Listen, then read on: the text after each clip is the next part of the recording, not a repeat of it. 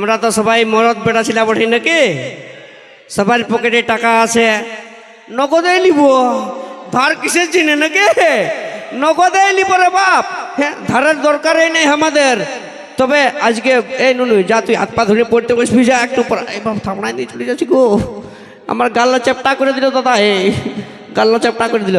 তো সেই আমি দাদাদেরকে একটাই কথা বলবো, যে আজকে বুঝতে পারছি প্রচুর মানুষের আগমন, পেছনে যারা দাঁড়িয়ে আছে তারা ভালোভাবে দেখতে পাচ্ছে না।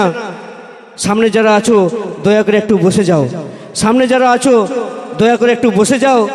আর এই দিকটা বাঁ পাশটা, এই ডান পাশটা আমার মা মাসিদের দিকে, আমার মা লক্ষ্মীদের দিকে যেন কোনো ছেলেরা না থাকে, সেটার দিকে একটু লক্ষ্য রাখবেন, ঠিক আছে? আর আমি মেলা কমিটির দাদার কাছ থেকে অনুরোধ জানাবো যেন এই দাদা ভাইরা সামনে যারা দাঁড়িয়ে আছে একটু বসে যাওয়ার ব্যবস্থা করে হয়, ব্যবস্থা করা হোক, একটু সকল দাদা ভাইদেরকে বসার একটু ব্যবস্থা করা হোক, ঠিক আছে?